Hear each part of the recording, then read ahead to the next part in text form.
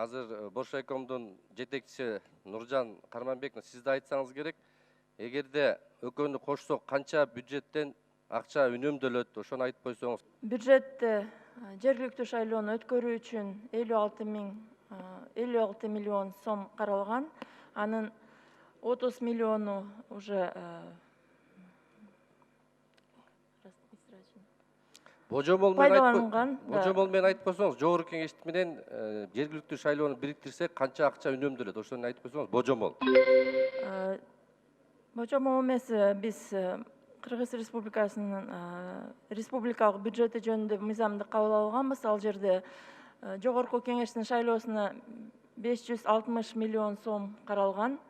Жергиликтүү шайлоолорго 56 миллион сом каралган ошол мыйзамда.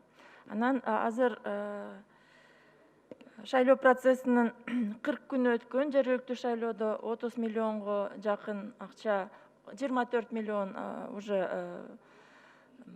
пайдаланганбыз. Анан дагы 6 миллионго договорлор бар, ошол пайдаланабыз. Анан калганы 24 миллион сом калган.